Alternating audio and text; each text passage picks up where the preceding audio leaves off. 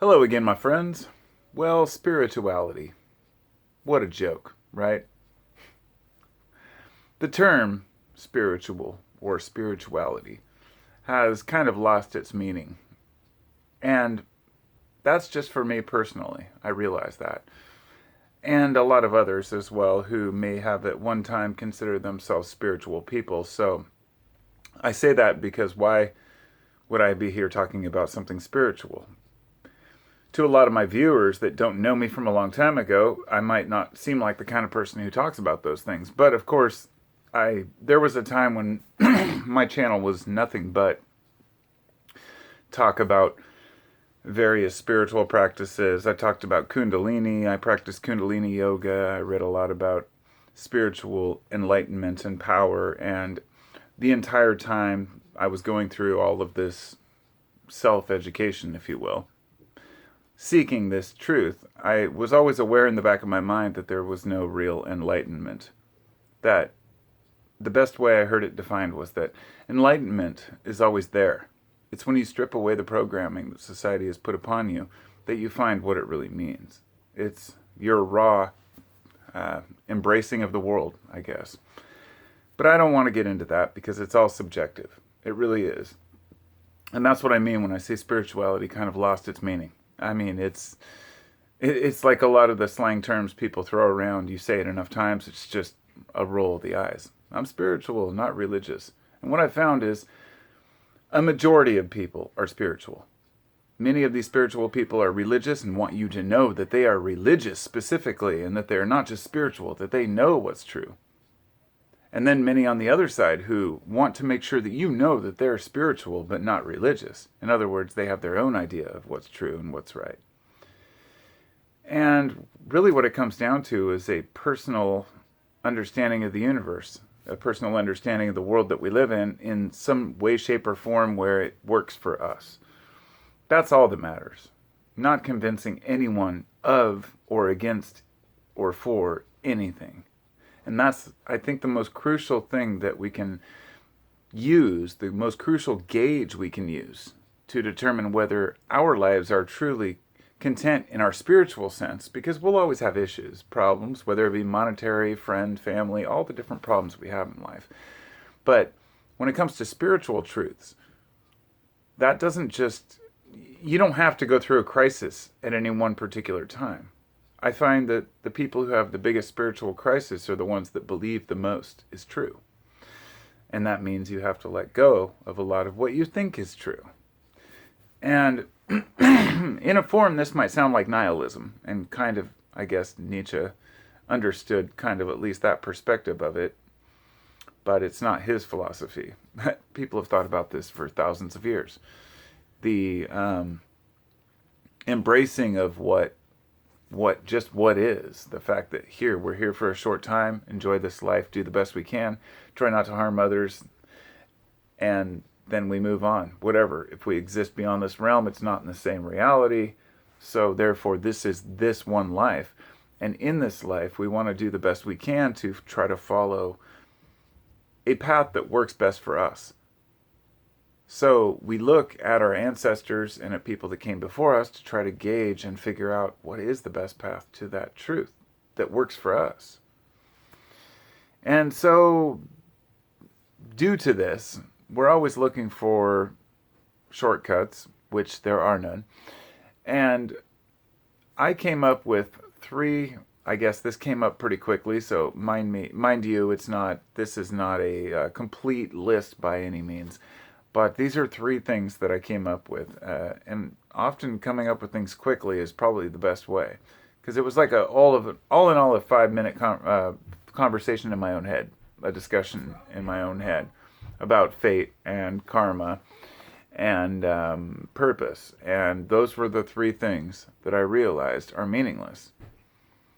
That if you can claim to be or want to be a spiritual person and live with some sort of a spiritual truth, the three things that I think are the most toxic and the best to let go of are fate, karma, and purpose in life, or life purpose.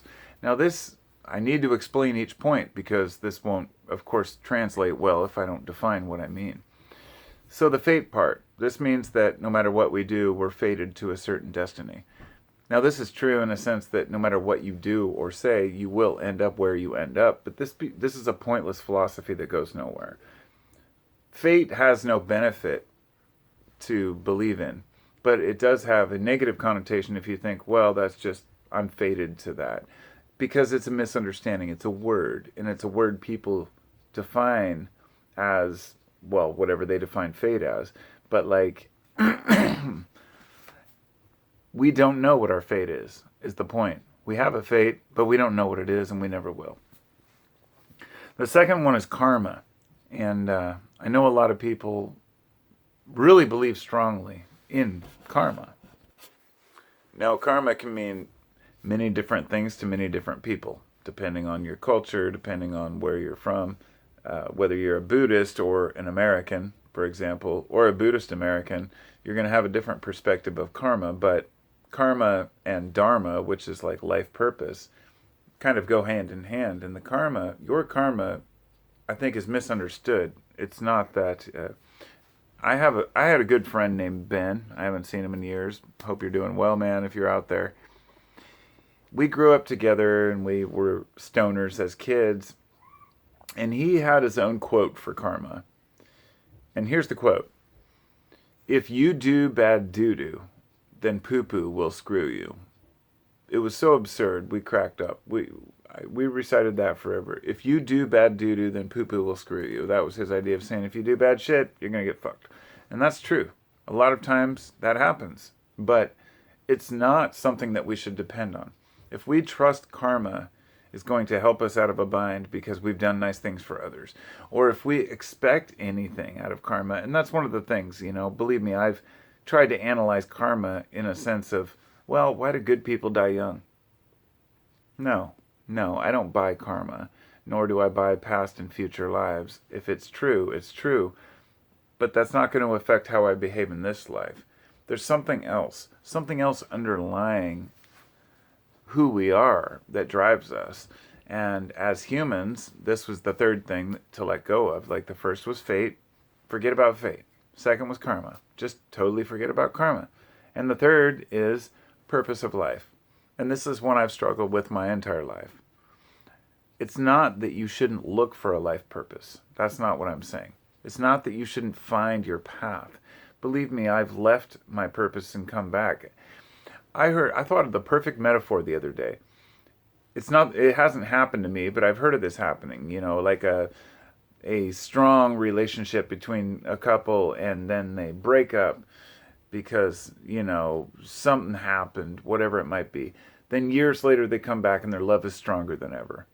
That's how it can be with life passions. Things like my carpentry, like I haven't done carpentry in years because my back gave out and I wasn't able to do it as a career and work for other people. But now that I'm, rethinking and reformulating how I think, I'm back out building things. And I have more of a love for it than I ever did before because I realized what I had. And that's the same thing with the relationship. We realized what we had. So, not to steer off course, that's the thing about life purpose.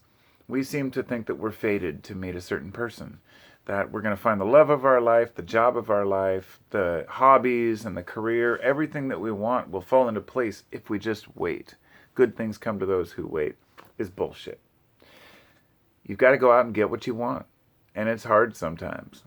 Hard as a human for us to step up to the plate and say, okay, we have come a long way as a civilization, as a society, but you still have to be a little aggressive to get where you want to get, wherever that might be. And for some people, it's a very simple living. It doesn't matter. You still have to be aggressive. You cannot be a passive person your whole life and just expect everything to work out fine for you, because you'll get taken advantage of. It's just the way it is. But there have been people in the past to kind of redefine the whole discussion about spirituality. I don't know if anyone remembers people like Teal Swan or some of these other spiritual, quote, gurus on YouTube from years past. Complete in my mind, most of these people, their formulas, their ideas about how to reach some spiritual enlightenment or truth are complete bullshit. And I've read a lot of different books about this. I've been on my own journeys philosophically and psychedelically and meditationally, and I have come to my own conclusions that you have to find your own truth, but most of all, to get there, you have to find your own confidence. That's the thing I need to convey to people. You're not going to reach that truth that you want to achieve if you don't have confidence in who you are. And you can make jokes all day about shit. Like a lot of people, they just kind of put it off. They put themselves down as a way to not have to deal with the fact that they need to deal with their own shit. It seems to be easier for people who have a victim status or victimhood, kind of like fat comedians that make fun of themselves, right? That's a well-known phenomenon. Everyone laughs along with them. Nobody would dare laugh alone, but they're laughing along with the person because they're saying it's okay. It's never been funny to me. I don't have that same humor. I think, we need to deal with our societal problems, but, and sometimes laughing at them is the way to do it. But when it comes to spiritual truths, it's funny in its own right because it's the number one thing that people are seeking. It's a connection with something that makes them feel, sorry, a connection with something that makes them feel more, well, let's just say connected. Connected to other people, connected to their kin, connected to their brethren. Going to church is all about the people, not about the church or the religion. It never was about the religion. It was about a gathering of the people. And we create our own realities for all of that. But I think what's most important is that we really embrace each other, regardless of what we believe or who we are. Spiritual people, the spiritual community with the ones with the hippie clothes, the crystals around their neck. Look, I'm part of that community in my own way. I've got tons of crystals on the shelves, and I wear all kinds of weird shit and beads, and I have my own beliefs about the energy of things.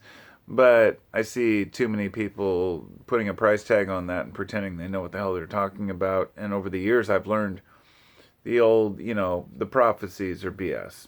All of the ideas about the future and your INFJ personality types, it's all bullshit. It's my opinion. And it's okay if you don't agree with that. I don't mean to offend anyone. I have learned that we associate with what we believe to be true because we have confirmation bias. Sure, there are personality types, but that's only because we grew up in certain communities. It's causation versus correlation. In other words, there are reasons why certain personality types take hold because of things that happen to us when we're young, but those people change. When I hear people say we don't change, that's bullshit. My wife and I have completely different thoughts about a lot of things, especially politically, than we did a couple of years ago, because we're always looking at new information and gathering new data. That's just how the world works. You gather new data, make new assessments, therefore you become a different person because your opinions, your values change. But there are some core values that hopefully never change. Ones like, leave people the fuck alone and let them live their lives and mind your own fucking business. That's a pretty simple rule. I think that can sum up the 10 Commandments, right? And so at any rate, that's all I've got for tonight. And I'll talk to y'all next time. Thanks for listening. And be well out there. Peace.